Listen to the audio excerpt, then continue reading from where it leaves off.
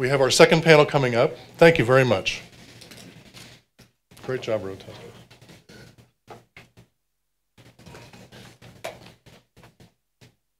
This panel, Eric is sustainability editor for Bloomberg News. He's also a science writer and author of the critically acclaimed book, The Carbon Age, How Life's Core Element Has Become Civilization's Greatest Threat. Last year, Eric worked as senior analyst on the National Commission on the BP Deepwater Horizon oil spill and offshore drilling. It was the BP Commission. And previously he wrote for Time in its Washington bureau, where he covered economics, politics, and technology. Welcome, Eric, and welcome our panelists. Thank you. Lest I suffer the same fate as Ed, I will turn this on. Can you hear me now? Is that a yes? Yeah. Okay. Thank you. It's great to be here at this very important event and launching this very important suite of products. Delighted to introduce Jeff Rice from Walmart, who's here representing the Consumer Goods Forum. Zoe Tcholak-Antitch from the Carbon Disclosure Project. Bonnie Nixon, the Executive Director of the Sustainability Consortium. And Nancy Gillis, who's the Director of Supply Chain Emissions Program for the U.S. General Services Administration. I'm struck when I saw the panel list that if you actually wanted to answer the question, what or who is driving globally consistent accounting through greenhouse gas programs, you might come up with Walmart, the Carbon Disclosure Project, the Sustainability Consortium, and the federal government. What's driving each of you? It's probably not limited to 4. So if we had room for a 5th seat, who would you put it in? That's an interesting question. What's driving us to take on these challenges? So I guess, sustainability broadly, what's driving us now, and we've been on this journey for about 5 years, since the 21st Century Leadership speech that Lee Scott gave. I think very early on in our journey, as people know who followed the history of sustainability at Walmart, it was a lot of sort of reputational things. What we've found as we've tackled sustainability in our operations is that there's a very, very clear business case to be made for much of the sustainability things that we take on. So it's about efficiency and cost reduction and creating, sort of operating more effectively, being a better, more responsible company that sort of creates a new generation of leaders who take things more seriously, think more holistically and more systemically about things. And so I think it sort of, in our own operations, it made clear sense to us, and we saw so much value in the things that we were doing.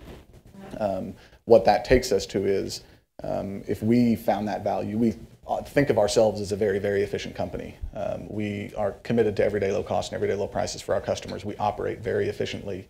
And we did exactly what most other companies do when they talk about sustainability is, we went to the really smart people in our energy department and in our transportation department and said, we're going to do sustainability stuff and we're going to become more efficient and save money. And they said, yes, that's great, except for we're so efficient that we've squeezed the rock as hard as we can squeeze it. And they're a remarkable group of people who have done a great job making us efficient, but we still found opportunities with sustainability to become a better company. And so we take that thinking. We're a very efficient company. We have remarkable suppliers. We have an amazing supply chain that does phenomenal things. But there are opportunities out there to become a better, more responsible company that drive business results also. And so that's kind of the driver behind this for us. The long-term drivers of a more resilient supply chain and reduce risk from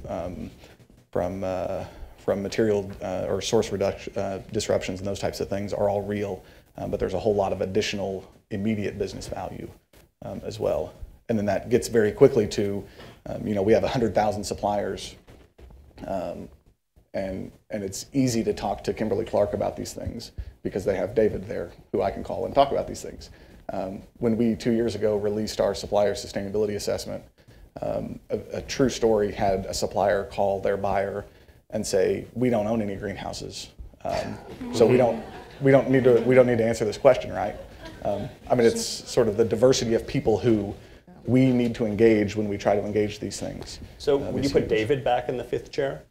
I would. David would be a great 5th chair person. He was in the 1st chair, though. I would move to the end. No. I mean, I think if we can come back to that in the speed round. Okay, then no, that'll be good. I'll think about it. Zoe.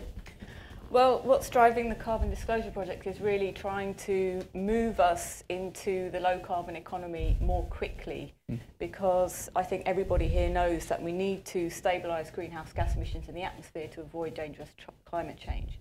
So that's really the ethos behind what we do. And we were founded because investors didn't really have enough information as to how they could properly evaluate climate risk and opportunity in their portfolios. And that's what started us gathering information that's now extended through our supply chain program, helping companies also identify this risk and opportunity. And really for us, it's all about information. Without information, the market can't work properly. And so driving us is really this desire to stabilise greenhouse gas emissions in the most effective and business-friendly way as possible. And if I was to think about who would go in the seat on this panel, I'd really like to see a representative from the consumers sitting here, because we do operate in a democracy and we've got someone representing the government on the panel, so to speak, but consumers vote with their money every day. That's the most powerful democracy that really exists. And I'd like to see someone here talking about that a bit more. We've already heard how difficult it can be to make a decision when something costs more, if it might have a long-term impact on sustainability in a better way. So I think they're a voice that's often missing from this debate. Thank you. Thank you. It's funny when you said, what's driving you? I thought, me personally? And Maybe. And I thought about that, and I said, well, yeah, I think this is an incredible playground that we live on, and I want it to stay that way and get better, especially for the next generations and for my nieces. And I just think that we all deserve a better place. So that's honestly what's driving me. I've been doing environmental things for 30 years, and that continues to drive me.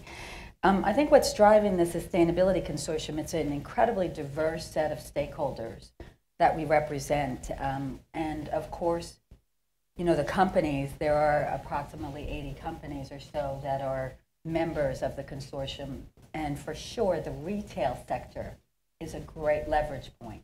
And not just because they're close to the consumers, because I often don't feel that consumers know entirely what they want or are educated enough to ask for it, or are, you know, I worked at HP for 13 years, and we'd often find that as much as people would say, I want this, when they got to the cash register, they wouldn't pay for it. And so I think that, but the retail sector can actually ask their suppliers, and, you know, to do this, and it can have a ripple through the entire chain. And so from my perspective, you know, the people that are being driven and that are participating in this start with the raw materials, the mining, the forestry, the agriculture, the chemicals, the plastics, go into all the brands, and then the retail sector. And so we're all of those. And what's really exciting about it is we're also being driven by the academics in this case.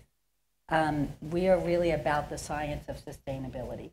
And they believe that they have something extremely valuable to bring to this table, and that's credibility and an ability to data for a lot of years. And now it's time to mine those pearls of wisdom and decide what is it that we can do and how can we actually affect products and suppliers.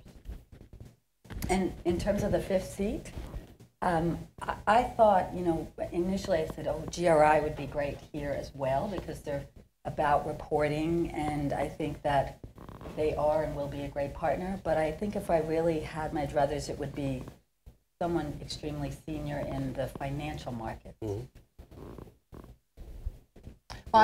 I'm enjoying this time of sitting next to all these mythical people that are in this seat, so it's been very interesting. So for the General Services Administration, I think what motivates us, I'm sorry, can you give us a sense of scale of the General Services Administration and the world that you live in? I can, and I appreciate that you say that you didn't just say GSA, but you said General Services Administration. I have been thanked for being the representative from the Girl Scouts of America who cares about GHG, so that's always a warm and fuzzy. But no, so the General Services Administration, we actually have about $90 billion worth of federal spend go through us. So we are federal procurement agency.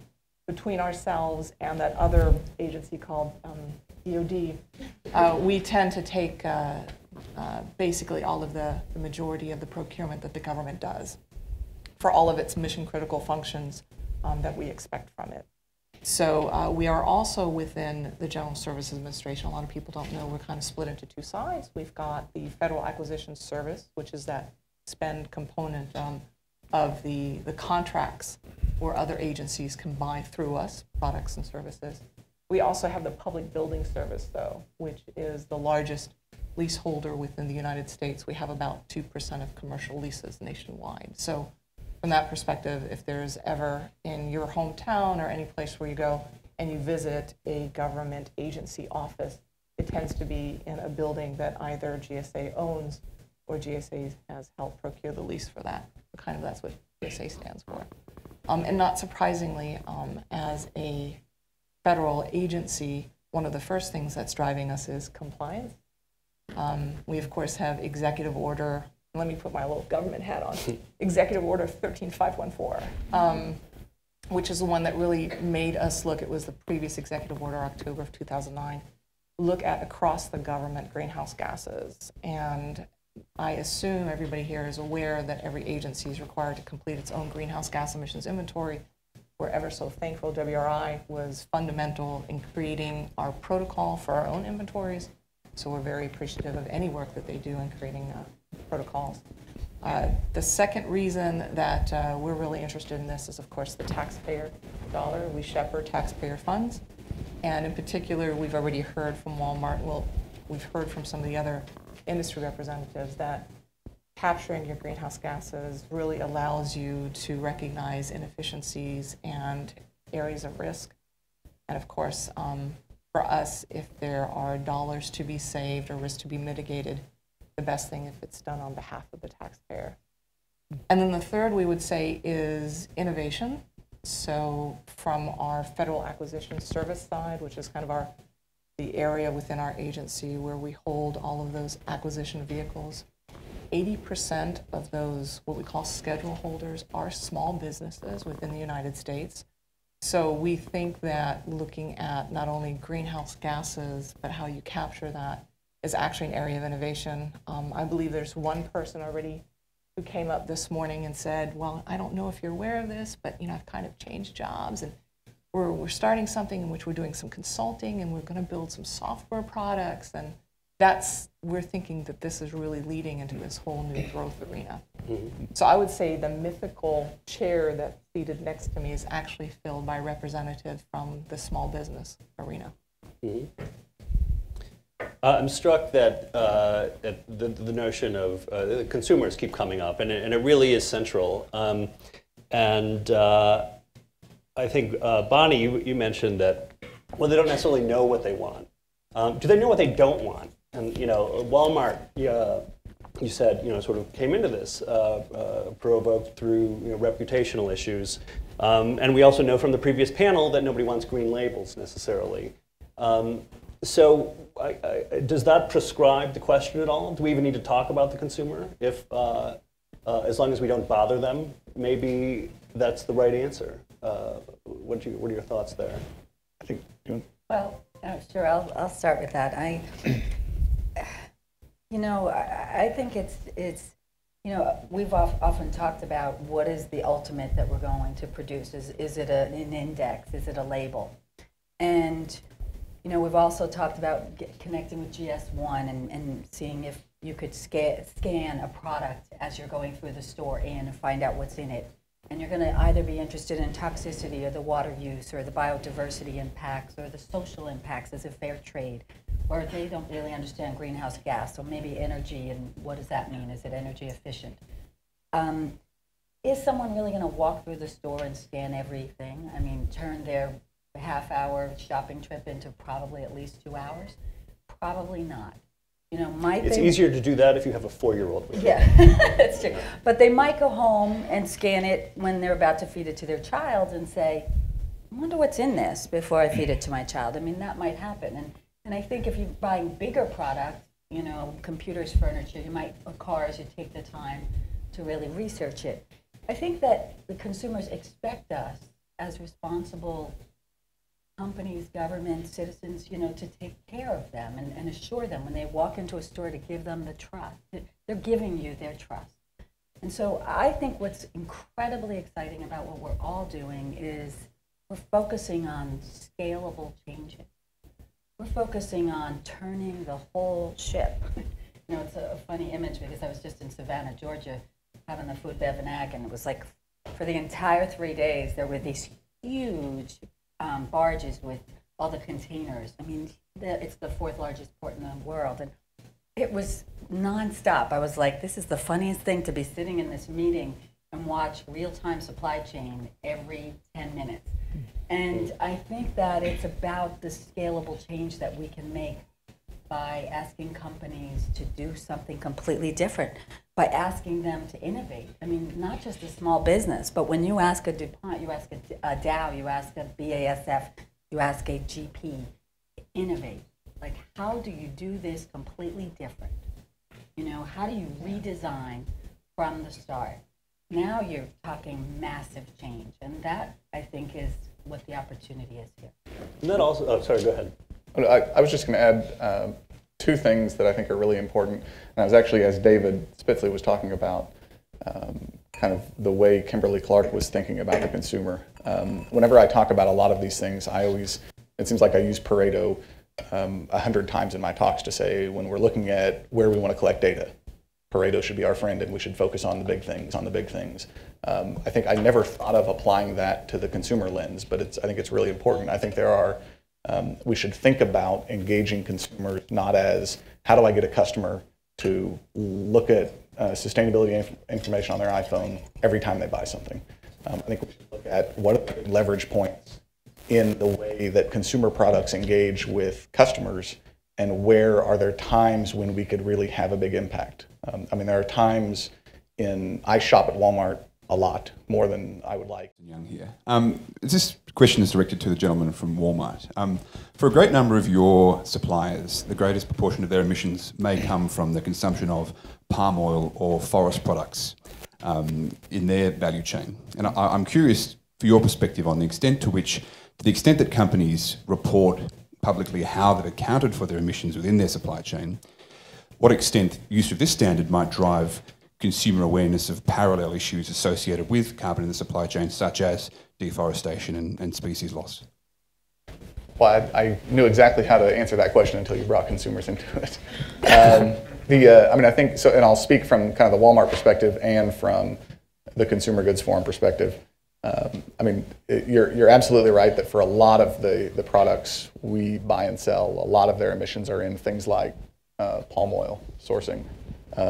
Walmart has taken steps to commit to sourcing only sustainably sourced palm oil for all of our private brand products by 2015. So we're taking very clear steps. A lot of our major suppliers are doing the same thing. The Consumer Goods Forum actually has a public commitment that all of the companies associated with the Consumer Goods Forum will take very similar steps and actually set goals to eliminate net deforestation in our supply chains by, I believe, 2020. And so I think there are a lot of things like that we can do.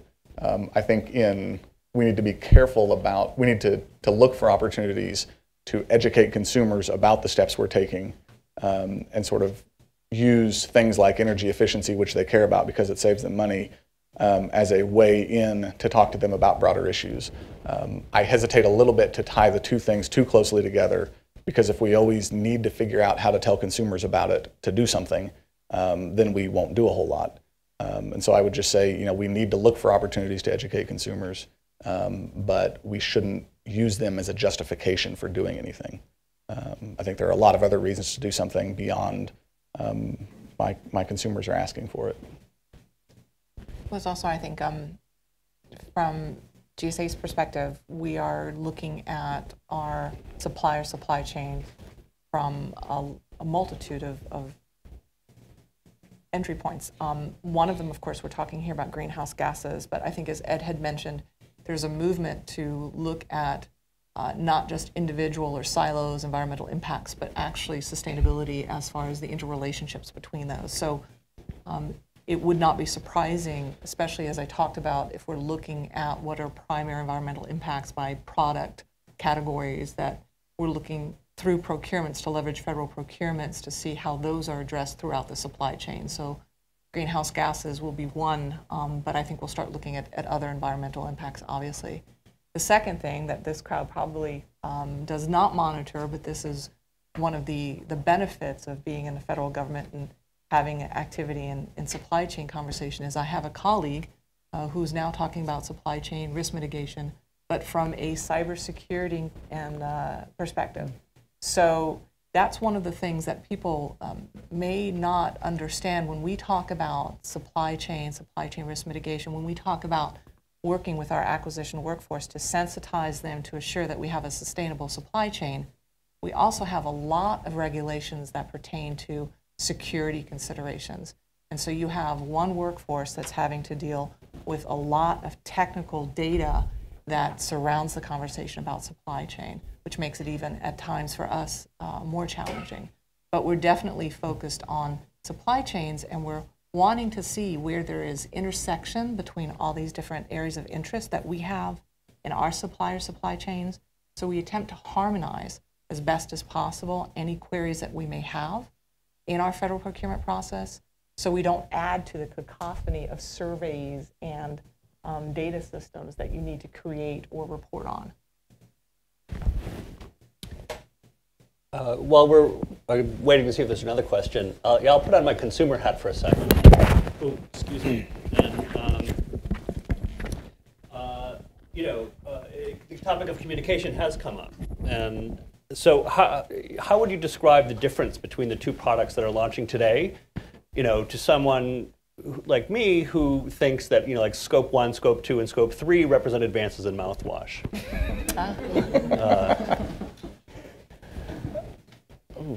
Well, I know if you were a government person, what we would do here is obviously we would make a PowerPoint deck.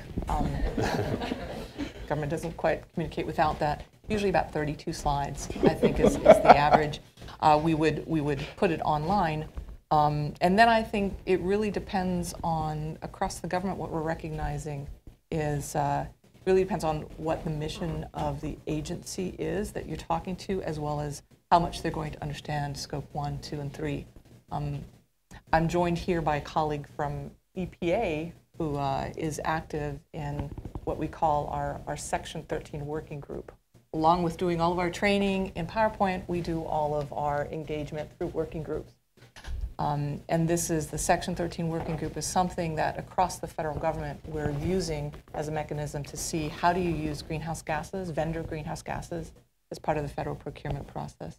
So in that, you've already had, I think, some sensitizing. Scope 1 and 2, we can kind of understand that. Scope 3, everybody understands that hairy, audacious thing that is really, really tough. And I think the word horrifying has come up. Horrifying. Yeah. Horrifying, impossible. But also, though, I think there's, we've talked within our Section 13 working group activities about the protocol and are really excited now that we have a framework that we can engage with our industry partners and say, this is what we're talking about, this is what we're hoping that you might be following, and we ourselves as agencies who have to report on our supplier missions are following also. I think I worked in public relations and communications for a long time, and I would try to get to a place where I'd be like, no more than 3 PowerPoint slides. The first one should be the context, why this is happening. The second should be, here are our alternatives or what we're doing, and the third should be, here's what we're doing and why, period. And so then if I'm running down the hallway with a congressman or somebody, it's like, which one do you want? And here's your choice, and that would be that quick. And I think about consumers in that way too. It's like, I think what what they need to understand about scope 1 and 2 and the difference between that and 3 is it's direct impacts, direct emissions that we have. And many of them think about companies, whether that be a Procter & Gamble or a Kellogg or a General Mills, and they think, well, they make cereal or they make detergent or they make cleaner. And increasingly, everybody's begun to understand that most of that stuff now is being made abroad. So it's like the first is, this is your direct company impact, and then here's your whole value chain and supply chain, the people you buy all this from. And people don't really, consumers in essence don't really care about the fact that we've outsourced it all. It still is the responsibility of the brand, to make sure that just because we've outsourced it doesn't mean it's like not my responsibility, not my job anymore. And so they really want to understand how are you taking that into account. And I think just really helping them understand that and helping them understand how we're getting to, because when the question came up about palm oil, most consumers wouldn't really know that it's in so many products. They wouldn't understand corn syrup is in so many products. It's getting, and so understanding how you get to those entities. And I think that non-governmental organizations, the NGOs, are really instrumental here because they're working to educate people about the impacts related to forestry, related to mining. I was in electronics where we were suddenly seeing on 60 Minutes in 2020 conflict minerals. It's like, how do we get to that part of the chain? And I looked and it was 8 tiers down. I said, do I ask my supplier, or their supplier, or their supplier, or their supplier? It was like, no, I have to go right to the mining companies at this point and start working it from both ends. And the consumers understand that. So they want to know, how are you dealing with the mining companies? Are you dealing with International Paper and Asia Pulp and Paper? Are you dealing with them? So just giving them assurance. Yeah, I think at CDP, one of the things that we found really important through our supply chain program that quite a few people have mentioned today is the peer-to-peer learning among companies, because every company is at a slightly different stage at this. Companies are in different sectors, and different elements of scope 3 within those sectors make a difference depending on where you are.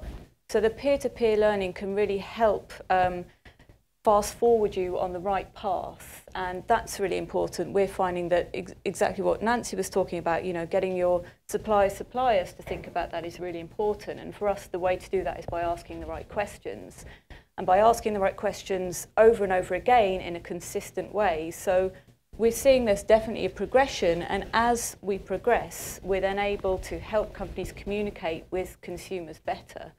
So, for example, in 2009, of the suppliers who reported through our supply chain program, around 60% were reporting emissions of some kind. That went up to 80% in 2010. And we're just doing the analysis now on our data. We've had 1,800 suppliers reporting this year using the same set of questions, which helping them think through this. So the peer-to-peer learning is really important, and that's really part of a lot of what these business collaborations are for. And why this new standard that the GHG protocol is releasing is so important, because it's very business friendly. It's been built through a collaborative effort of businesses.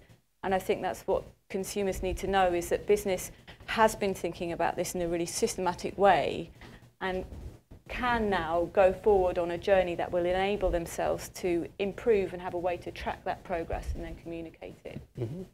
Jeff? But I think we would, and this is, I'm sorry to the GHG protocol team who really sort of crystallized the scope 1, scope 2, scope 3 definitions that really help sort of clarify our thinking about these things. But I really hope that consumers don't ever have to know about that. It's really, a consumer doesn't have to know about sort of the difference between FIFO and LIFO cost accounting, or what general merchandise return on inventory investment is, to know that they can go into a Walmart and buy a product, and they trust that the product will work, and they trust that it is the lowest cost we can get them, and they shouldn't need to know the difference between scope 1, scope 2, scope 3 emissions to come into a Walmart and know that they're buying a product and Walmart's working on their behalf to make sure that decision was a sustainable decision. So I guess my answer would be If a consumer did come up to me, I would love to talk to them about it. I hope that that doesn't happen often. Going back to our imaginary investor, ultimately, doesn't just this all go into stock price? Like ultimately, for a lot of influential people in the city, isn't that the only thing that matters? And if so, how do you start a conversation with those investors? How do you get at them when really capital creation is the only thing that matters? Well, at CDP, we talk to investors all the time, and we also work with a number of data providers like Bloomberg and Thomson Reuters, who also talk to investors all the time. And when we released the results of... Even being a Walmart associate. You're absolutely right that I wouldn't use an iPhone every time I go in there. But my wife and I had our third baby 9 weeks ago, and when there are big life-changing events, people step back and say, what are the things I'm doing in my life, and what should I maybe change? And so that's a good example of, I wouldn't look at it every time I went into the room or when I went into the store, but when I have a new baby at home, I might think differently about the way I'm shopping. When I'm buying a car once every 5 years, that's a big purchase that I might think differently about. So it's not about how do we get all the information to all of the consumers all of the time. It's about how do we get the right information to the right consumers at the right time so that we can leverage that purchasing decision to really drive change. And the second thing I would say is just, there's a whole lot of power in transparency. The Consortium has a really active consumer science research group. One of the interesting findings, they have all of sort of the normal findings that every consumer study has, which is that people say they care and then they don't buy and all of that type of stuff. One of the interesting nuggets, though, was that people really put a lot of value in transparency, even if they're not going to use it. It's sort of this, if it's on a website somewhere, that's good because I assume that somebody went and looked at it and made sure it was okay. I don't have to. I don't have to go to the website and spend the time. But I know that because this company is being transparent, because this company disclosed this information, I trust them because I know that somebody probably went and looked at it, and if there was a problem, somebody would yell about it. So I think there's a lot of power in just the sort of act of being more transparent will drive a lot of change, even if it's not, again, coming into every decision that every consumer makes every time they shop at a Walmart. Zoe, do you want to jump in there? Because that's really, transparency seems like it gets to the core of your work and the success of the project. I think transparency is absolutely key, and one of the things that we've heard from companies is that brand value is very important, and transparency plays into that. So obviously if a consumer has trust in a corporation, they may not need to know the details of each product, but that transparency really plays an important part. It's not just with consumers either, it's with investors too. And to slightly change track a little bit and bring it onto that investor side, it would be marvelous if we had someone from the financial community sitting here, but CDP writes to companies on behalf of 551 investors with $71 trillion of assets under management. And we keep hearing about how are investors using this information. Is it starting to get incorporated? And we're hearing increasingly that it is. In fact, at a recent presentation I saw from Bloomberg, we heard that the assets under management requiring ESG data are increasing at a rate of 3 times that of ordinary assets under management. So that's a huge market share that companies can access if they are transparent. And that's what we're trying to encourage with CDP, obviously. And the more companies that are transparent, we see, the better they are able to manage their own businesses and identify efficiencies. So it's really a win-win situation. And transparency means something else altogether when you have potentially the House of Representatives looking at an agency the way that the House of Representatives and the Senate and the media have been looking at Solyndra. What's it like working in that environment at a whole different scale of probe, more than just transparency? Interesting. No, I think obviously the federal government is very interested in transparency. As a procurement agency, we're very interested in transparency. We believe strongly in trust. But not surprisingly, being a federal agency and doing procurement, it's a bit of trust and verified. And so that gets to the challenge that was addressed early on, and I think obviously discussed yesterday in some sense too, which is data. What data are you pooling? How much can you verify that data? And from a federal procurement process, I mean, GSA is responsible for assuring a fair and equitable marketplace for all of our industry vendors. So there needs to be a level of consistency and verification that you do not need to have, we believe, if you were, say, a Walmart and doing some procurement decisions. So it gets a bit challenging, and we really, part of the benefit and the reason that we're here today is we really appreciate the formulation of standards in challenging topics such as for the supply chain and obviously also for products, because that gets us on the road of having our industry partners starting to get more systematic in how they approach it. That means that we can rely more on the actual data outputs. Granted, in the discussion that we've had here, we're not yet to an apples-to-apples comparison, which in our world is the nirvana, but at least it gets us started, and that's a huge benefit. And it's the initiatives like CDP, it's GRI, it's others such as that hopefully an engagement with industry representatives here gets you to a point to where we can start relying on the data. Mm-hmm. Can I expand a bit on the data? I believe that I've heard the last panel talk about it, and now it's coming up again, and that is something the Sustainability Consortium is really trying to tackle. I mean, it is kind of the main thing, and I know we're in close conversations with CDP and GRI on how do we do this together, and I think it's all about access, and it's all about action, you know, making it real and making it scalable. I think that often, I know you have 700,000 suppliers. Walmart has 1 million products on their shelves. You know, when I was at HP, I had 70,000, 130,000 suppliers. I mean, it seems daunting, and you go, how do I get to that? And I think you have to break it down. You have to say, where is my highest risk? You have to clearly put some criteria on it. And what we've been able to do in the consortium is take a look at those 1 million products, not just on the shelves of Walmart, but Tesco and Metro and every major retailer out there, and say, okay, that equates to about 1,500 product categories, which you also buy, and mm-hmm. that equates to probably, if I got to about 500 or 600 of them in detail, I'd know most of the basic supply chains in the world. So how do we break that down into something usable and actionable, where the buyer in the store has a piece of paper with questions on it, like yours as well, the procurer, and we've all worked in procurement, and that's what they need. They need those simple questions that say, here are the 3 hot spots to focus on. This supplier may walk in and say, this is green, this is organic, this is biodegradable, this is compostable. And the buyer's like, what does that mean? You know, he's just come from another job.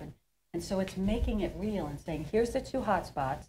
When it's a glass, it's like at the energy point, you know, when you're making the sand into melting the sand. That's it. So you want to know who they're, go back in that far in the supply chain and get that information. Mm-hmm. Come back to me when you have that. Let's not talk about the other things. Nancy, then I want to open it up to see if there's questions. I'd like an opportunity to talk about the government as being leading edge, building off of what Bonnie was talking about. So this sounds like an ever so practical approach, and believe it or not, GSA is employing a strategy of this type in which we understand that there's a benefit first in understanding where the federal government spends its money.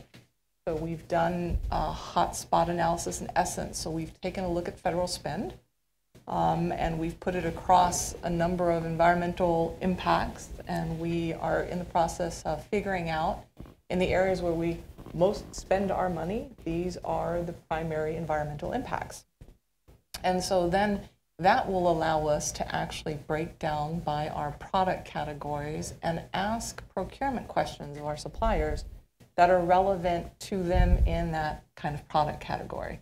So this is trying to be a bit more strategic. Also, the assumption being that in some of those product categories, you're already doing this yourselves for the cost reductions, risk mitigation reasons that have already been mentioned. So we're hopefully riding upon the activities that industry is already doing and taking advantage of that initiative. And we're doing this in partnership with DoD, again, because between the two of us, that's a lot of federal spend that's being covered. And our approach is one that I thought was summarized really well by a DoD colleague, where she looked at me and she said, remember, as we do this, if we're one step ahead, we're cutting edge. She goes, if we're 2 steps ahead, we're the enemy. So we're walking that fine line between trying to be, using federal procurement, leveraging it as an incentivizer for the activities that you're going through right now, and but also not stepping so far ahead to where it's going to be out of step with activities and therefore be a negative environmental, negative economic draw on our industry partners. Jeff, and then questions. Okay, I think there's one. Also, realize I'm here representing the Consumer Goods Forum and haven't even said a word about them. So, but I think this is a really, really, really important point, and something that's really exciting that what the Consumer Goods Forum is doing to help in these challenges. And it's sort of articulated what really well by Peter White, who's with Procter & Gamble. And if you guys don't know him, you should really get to know him. He's a really great resource. But he says, we have the opportunity to do this right, do it once and do it globally.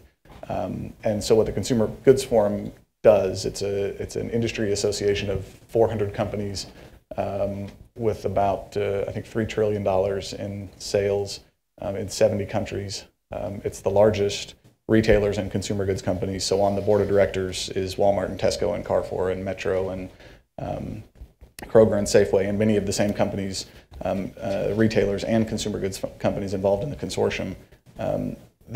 We are challenged with all of the different standards, all of the different initiatives, all of the different efforts. So the Consumer Goods Forum launched a project that Tesco and Walmart, myself and Helen Fleming from Tesco chair.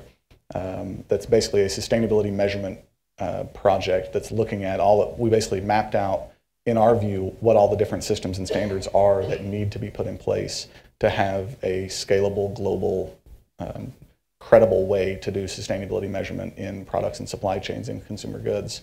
And we're going through an evaluation process of all of the different players that would meet all of those different needs. One of the very early things that we did was look at the WRI product and scope 3 standards and say, yes, this is the standard that we're going to endorse. If consumer goods companies who are members of the Consumer Goods Forum are going to do product accounting, are going to do scope 3 accounting, they will use these standards. In the same way, we're evaluating research partners and sort of data and systems partners and a number of other additional things. And we had some really exciting decisions about that last week that are going to be announced here in the next couple of weeks. But getting industry, sort of the big players in industry, aligned around using something will help really sort of creates a lot of pull and sort of draw to those things, to collect data that way, to share resources that way, to start using those things. So it's really, again, about taking these things and putting them into action.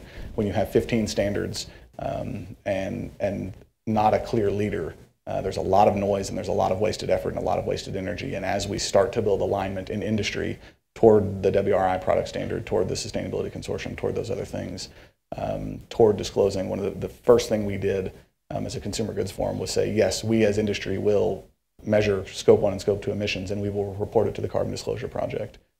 Again, creating that alignment will allow us to unlock a lot of the sort of trenches we've been in for a long time, where nobody really knew which direction we were heading, so nobody really did much.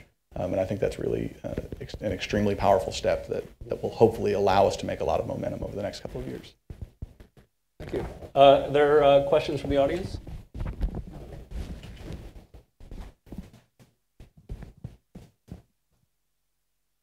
On this, but I believe there is a business case. I've always believed there's a business case. I mean, when you think about like a natural capitalism framework, it's first be more efficient, and we've known that for 30 years. If you save water, you reduce your energy use, and you reduce your materials use or waste, you're going to save money. You know, so everybody's on that track pretty solidly right now. We're watching the leading companies get onto the next track, which is to transform their business model and redesign. And I teased Nancy one day when I was with her a whole day on a think tank, and at the end I said, you know, what frustrates me most is you're the General Services Administration, not the General Products Administration. And we have to start looking at how do we transform products also into services that can be bought at a Walmart or at a store and increase loyalty and not have the kind of impact. I looked at that in computers. People didn't want plastic boxes.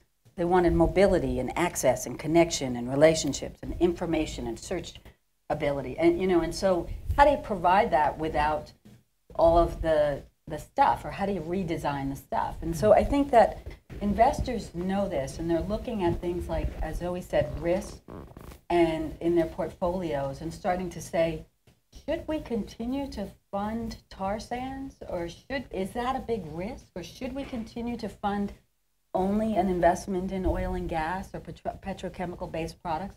You know, I think the questions are really being asked right now because we're seeing the risk. And so the investors are in touch with that longer-term reality of internalizing the externalities and starting to think about maybe we don't have to exactly put a price on carbon and water and waste and producer responsibility, but we've got to figure out a way to build it in. I have a faint sense in the back of my head of the panel coming to an end. And with that, I'll turn it back over to Robin.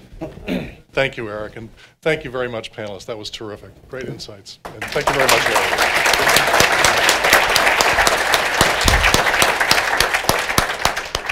We can continue this over lunch. Lunch is over in the room down the hall here to my left, and we'll reconvene here in this room at 1:30. Thanks, everybody. Enjoy lunch.